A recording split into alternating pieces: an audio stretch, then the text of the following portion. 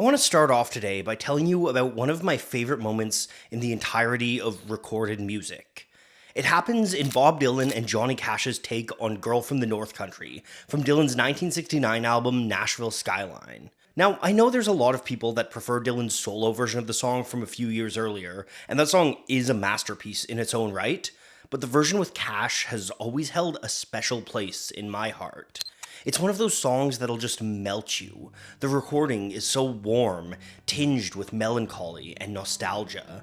Dylan's smooth croon and Cash's rasp-tinged baritone transport you into this world of love and woe. If you're traveling to the North Country Fair. But the moment that really sends it over the top comes at the start of the second chorus. After each taking a verse, Cash and Dylan join together for the chorus, and halfway through, this happens. Please say hello to one who lives there. This little error creates a brief but tangible moment of awkward dissonance. It passes as fast as it comes on, with Dylan pulling back and deferring to the age and experience of Cash before the two fall in sync for the chorus again. For she was once a true love of mine. It's an undeniable mistake, but it's one that was deliberately left in the final recording. And I think that's the right decision. The strength of Girl from the North Country isn't in clean polish. It's in raw authenticity. The song feels like two old friends playing a guitar and singing together in a cabin in the woods. It's a wistful, playful energy that makes the piece feel removed from time, which is particularly impressive when you remember that it was recorded on the tumultuous backdrop of 1969. I don't think it would have felt that way if it was perfect. I think the slight awkwardness to the guitar, the slight dissonance in the vocals, and especially that little lyrical stumble are the greatest strengths of the song. Today, I want to talk about mistakes like this. I want to look at tiny errors that by accident or choice are left in the final versions of songs, and I want to explore how and why these choices make songs better. So let's take a closer look.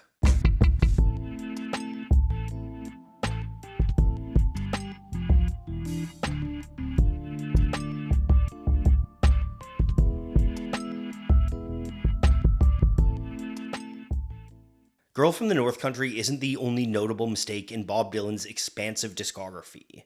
Another one of my favorites came a few years earlier when Dylan was recording his seminal album, Bringing It All Back Home. During an early take of Bob Dylan's 115th Dream, Dylan giggles off the top and the entire studio descends into a fit of laughter. I was riding on the Mayflower when I thought I spied some land. Start again.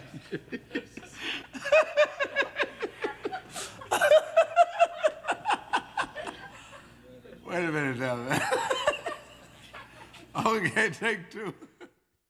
The song then picks up with a proper take where the band joins in. I was riding on the Mayflower and I thought I spied some land. This is actually two different takes from two different days spliced together, so the mistake isn't as organic as it might seem, but the decision to include the earlier flubbed intro is absolutely the right one. There's something so unguarded and real about Dylan's giggling. It's a mask-off moment from a performer who is famously cryptic. It immediately puts you in this loose, light mind frame, preparing you for the surreal caper of a track that's about to follow. I asked the captain what his name was and how come he didn't drive a truck. He said his name was Columbus. I just said good luck. The flubbed intro is one of the more common mistakes you'll see left in a song because it's often quite easy to edit around. One of the most well-known examples is Green Day's Good Riddance.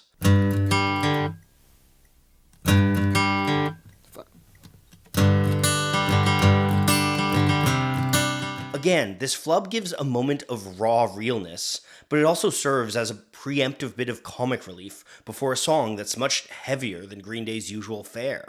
For me, there's a kind of earnesty in it too, as though Billie Joe Armstrong realizes that this song is important and is really trying to nail it. It's something unpredictable, but in the end is right. I hope you had the time of your life.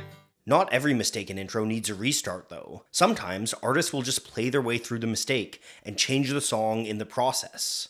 That's what the Rolling Stones drummer Charlie Watts did on Start Me Up, where he clearly has trouble finding the one right off the top.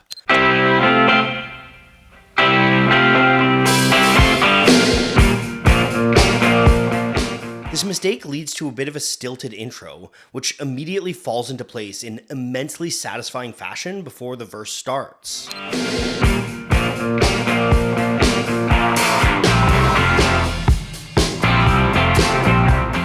Watts came from a background of jazz, so it's not really a surprise he played through the mistake. Jazz has a long history of embracing mistakes and going with the flow. In fact, Miles Davis would tell you that there's no such thing as a mistake. He famously said, "It's not the note you play that's the wrong note. It's the note you play afterwards that makes it right or wrong." Herbie Hancock tells a story about one show in particular in Stuttgart, Germany, where he played a wrong chord, and Davis changed his playing to harmonize with Hancock's chord.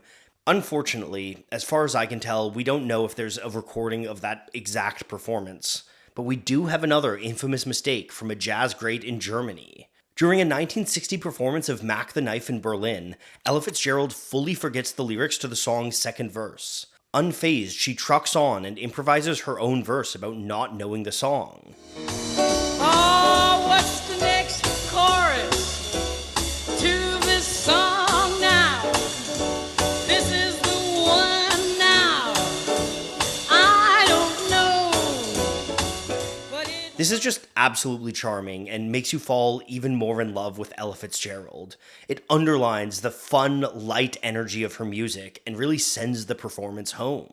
so we tried to do Mac the Knife.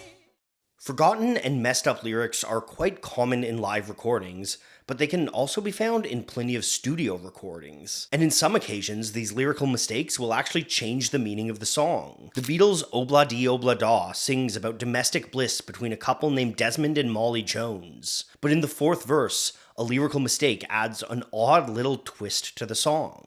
Desmond stays at home and does his pretty face, and in the evening she's a singer with the band. Yeah. This line was originally just a singing mistake by McCartney, but the band decided to leave it in, and I think that's the right decision. It adds a little bit of transgression and a little bit of weirdness to a song that otherwise is often considered one of the Beatles' weaker tracks. Sometimes things go even further, with lyrics being rewritten around mistakes. That's the case with Iron Butterfly's Inagata Davida. Vocalist Doug Ingle originally wrote the song after drinking a gallon of wine. The song was supposed to be called In the Garden of Eden, but when a wasted Ingle sang the lyrics to drummer Ron Bushy, he was completely unintelligible. So Bushy wrote the lyrics down as the nonsensical Inagata Davida, and it stuck. This meaningless line gave the song a cryptic, vaguely occultic feeling, and so Ingle's drunken slurring helped the song become a key step in the development of heavy metal. In a garden of freedom, honey, don't you know that I'm loving you? Some of the best mistakes come not from the musicians playing the songs, but from the happenings around the studio. There are, frankly, too many songs to name, with giggles, curses, and accidental ambience caught in the mix. Most of these are just kind of interesting little Easter eggs to point out, but there are some that I think genuinely improve the song. While recording Roxanne, Sting accidentally leaned on a piano, creating a rough, dissonant chord, and then bringing forth a peal of laughter from him.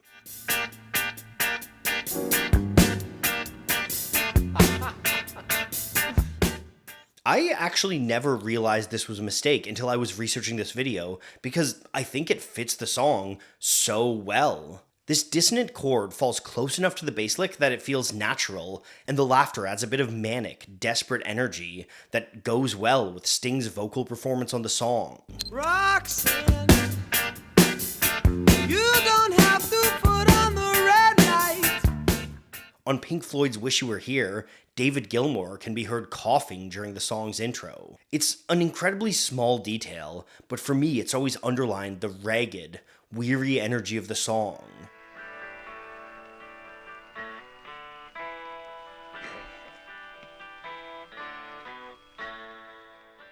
It might just be me fixating on a tiny detail of a song I've heard 1,000 times, but I genuinely do believe that that cough improves Wish You Were Here. And as the legend has it, this cough also inspired David Gilmour to stop smoking, so, that's a good thing too.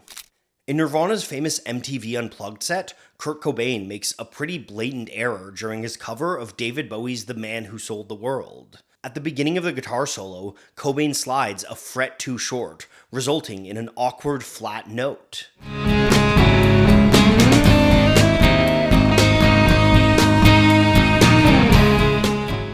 Except it kind of works. The Man Who Sold the World is a song about feeling estranged and alienated after a surreal encounter. Within that context, the dissonance doesn't feel wrong, it feels like it's contributing to the off-kilter sensation of the music.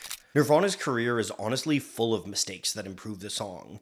It kind of comes with the territory of being a punk and a grunge act. These movements are built around embracing that which is seen as flawed and ugly, and about stripping the pretentious trappings away from music to play with earnest emotion. So it's only natural that mistakes are going to be celebrated. In Poly, Kurt Cobain's vocals come in early on the third verse, and he has to halt himself for a moment. Polly says her back hurts. This mistake reads as a moment of hesitation, breaking through the disaffected nature of the song. The song itself is an account of a vicious sexual assault, so this hesitation is a powerful moment, especially when you consider that the next lyrics see the victim getting her revenge on the narrator. She called me off my guard, amazes me the will of instinct. In a similar vein, Paper Cuts is a song about parental abuse, and a slight timing mistake creates a stutter in the first verse.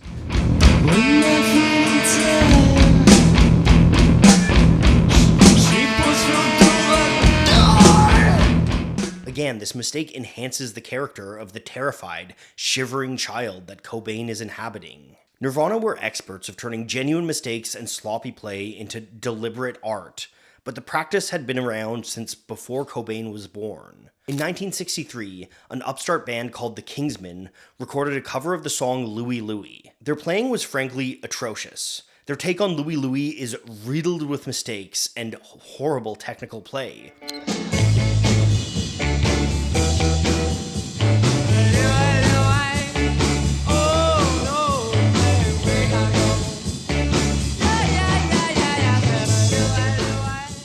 Its lyrics are barely comprehensible, and in the middle of the song, drummer Lynn Easton audibly yells fuck after dropping a drumstick.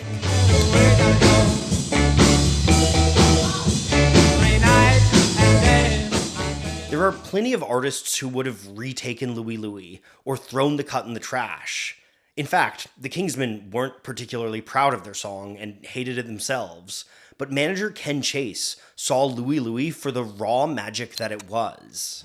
Okay, let's give it to him right now.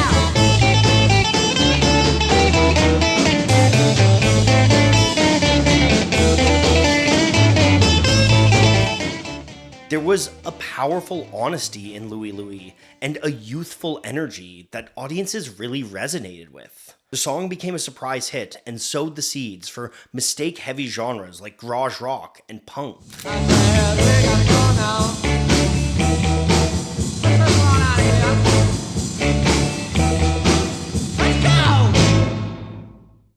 Pop music is an art form of mistakes, and it's better for it. So if you noticed any in this video, just trust me, bro, they make it better.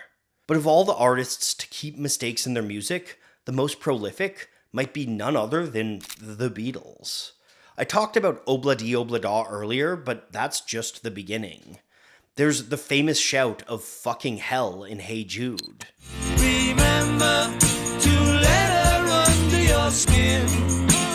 Then you begin to make it better.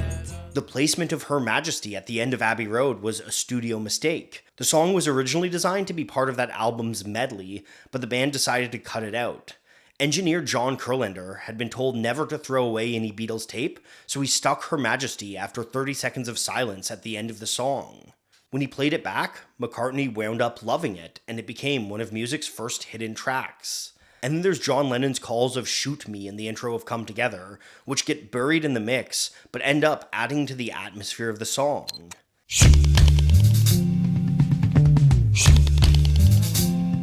Pretty much every mistake in the Beatles' career has been carefully cataloged and documented, just like almost all aspects of the Beatles' career. But while there's so much focus on the Beatles' career, there's tons of great stories to come from their breakup and the aftermath as well. That's why I've been really enjoying Mark But Evil's new series, After the Beatles. That series is exploring the breakup of the Beatles and what followed for Paul McCartney. It explores the complex legal and interpersonal dramas playing out on the backdrop of the band's breakup, and it does a fantastic job documenting McCartney's emotional headspace in the early days of his solo career. As you'd probably expect, I've read and watched a lot of Beatles stuff over the years, and After the Beatles is honestly some of my favorite Beatles-related media I've seen in a long time. It's coming out now, and the only place you can watch it is Nebula.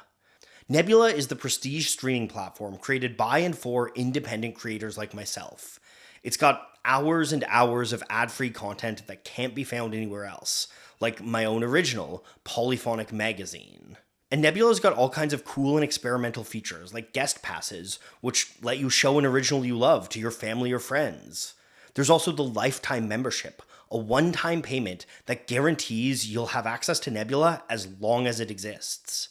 And the money from that membership goes directly toward funding exciting new originals. So if you want to check out After the Beatles or any of the other great stuff on Nebula, the best deal you can get is by going to go.nebula.tv/polyphonic. That link will get you 50% off Nebula, which means just $2.50 a month for honestly more content than you could imagine. So follow that link and check out After the Beatles. It's honestly a really fantastic watch. And if you already subscribed to Nebula, thank you so much for your support. And hey, thanks for watching.